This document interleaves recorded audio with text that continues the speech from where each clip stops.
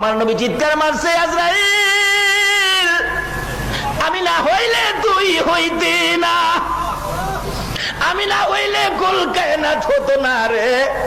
আমার বুকের উপর হাত দিছো, আমি এত কষ্ট পাইতেছি রে আজরাইল, না জানি আমার গুনাহগার উম্মতের কত কষ্ট দেস রে আজরাইল।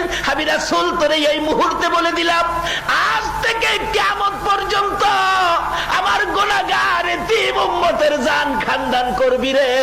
আমার উম্মতের সকল ব্যথাগুলো আমি নবীর বুকের উপর চাপাইয়া দে।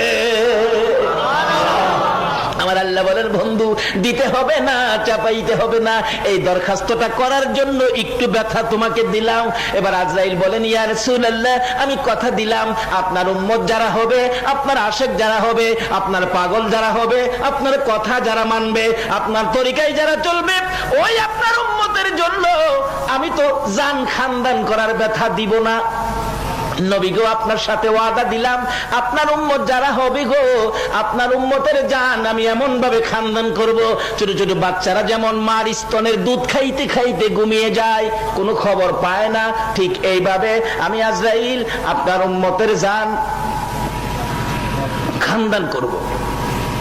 যেমনি ভাবে মার স্তনের দুধ খাইতে খাইতে বাচ্চাগুলো ঘুমিয়ে যায়, কোনো খবর পায় না, এমনি ভাবে আপনার উম্মতের জান নিয়ে আসবো, তারা কোনো খবর পাবে